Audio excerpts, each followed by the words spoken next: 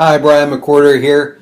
In one of my last videos, I answered the question on how do we become the people we are, a question that my wife still asks me quite frequently.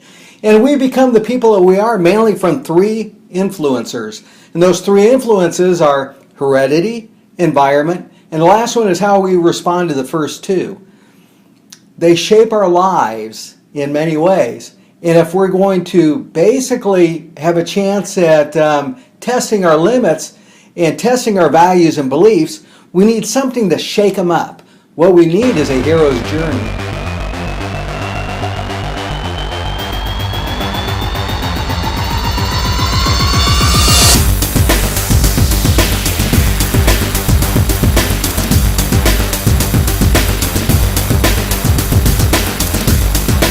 The hero's journey is a pattern for life that was really uncovered by Joseph Campbell.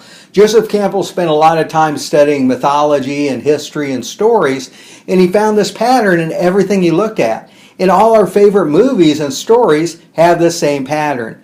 The pattern of the hero's journey really follows three parts. It's the call to action, the trials and the tests, and then the return when it's all over. And if you look at, again, any of our favorite films, we're going to see this pattern. We see it in The Wizard of Oz. Dorothy being ripped from the farm and taken to Oz. We see it in Star Wars with Luke Skywalker when his aunt and uncle's building gets destroyed, they're killed, and he has to go off with Ben Obi-Wan. We see in The Matrix, in True Grit, Gone with the Wind, Lord of the Rings, Harry Potter. Pick almost any of your favorite stories, and you're going to see that hero's journey in there. And we'll go through it again and again. I mentioned that those three influencers dictate so much of who we become in terms of heredity, environment, and how we respond. We build our values and beliefs out of this, but we need to challenge those values and beliefs. One of the possibly negative things that can come out of heredity, environment, is conformity. We need security, but that security comes with a price, and that is conformity. I'll give you an example in the form of an old story. This is an old folk tale that actually is in many different cultures, and there's many different versions of it, of the eagle who thought he was a chicken. There's a farmer who was out gathering hay one day, and he was pulling his wagon with his horse, and he had hay in the back of it, and he passed under a large tree, and at that point, a baby eagle happened to tumble out of his nest and landed in the hay. Well, when the farmer got back to his farm and was unloading the hay, he discovered that baby eagle. He didn't recognize it. He'd never seen a baby eagle before, but he knew it was a baby bird, and, well, baby birds need cared for. So he took that baby bird and he put it with a very nurturing mother hen and her baby chicks. So this now baby eagle is with all these baby chicks in the yard, and he starts to think he's a chick. The other chicks really don't want anything to do with him. He peeps funny. When he goes to eat, because of his curved beak, he makes a mess of the grain on the ground. And as a matter of fact, the other birds start to kind of pick on him and shoo him away from the food. Well, the nurturing mother hen stops them and explains that, you know what, all chicks here get equal food. And she nurtures him and she cares for him. Well, his life goes on with him thinking he's a chick, and as he grows older and older, he learns the chicken ways. On hot summer afternoons, he would dig a hole like the other chickens to kind of set himself in it, stay cool, or go to the shade. One day he was looking up and he saw this amazing bird soaring high in the sky, and he asked what it was. And another chicken told him, well, that's an eagle. They're the most majestic birds in the sky. They're like the kings of the sky. They belong up there, but we're chickens, we belong down here.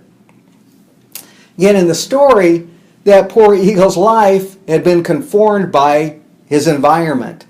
He was an eagle, but the environment told him he was a chicken. He had nothing to really counter it, so he was a chicken. We need something to challenge our beliefs. We need that hero's journey. We need something to shake us up and pull us out and move us forward. Again, we're going to have values and beliefs, but we need to test them. Again, we don't want them to limit us. We want to push our limits. We want to go out there and find out what we are capable of. If you know Maslow's hierarchy of needs, he says once our basic needs are met, food, water, shelter, then to be truly happy, we must be what we know we can be. If you know you can be an artist, a musician, you're not going to be happy unless you can really pursue those things. So we need that hero's journey. We need that cycle. And even we need to embrace failure in it, because failure doesn't mean it's the end. As long as you don't give up, you can move forward. When that hero's journey, that call to action happens, which often will be in something negative, maybe we're fired from a job, or we go through a divorce, or we have a heart attack, or find out we have cancer. Again, that begins some very serious trials and tests. And we need to go into it with the most positive attitude we can. We need good friends. We need people that can help build us up when we're weak. We need faith. We need to pray. But that is that hero's journey. That's what tests our values and beliefs. So again, don't avoid your hero's journey. These are the dragons you're going to face. And each one you do face and defeat gives you strength for that next one. That's the main point that I make in my book on the Dragon Slayer Manual. When we embrace training and we go after our dragons, each one we defeat, we get stronger, and we'll face that next dragon with more confidence. And this gives us a greater sense of health and well-being in our life. Again, it's better to face dragons and know that we're going to be okay than try to hide from the dragons and live constantly in fear. So what happened to that eagle who thought he was a chicken?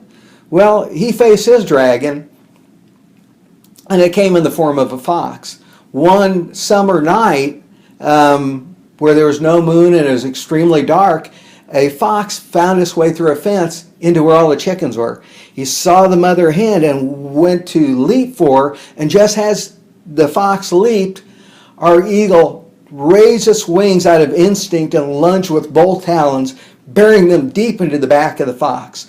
He pushed down with his mighty wings and shot to the sky, fox in tow, shooting higher and higher and higher in the sky. With so much speed and force, the fox had no idea what was going on. He couldn't look up. He just kept screaming, "You're not a chicken, you're not a chicken."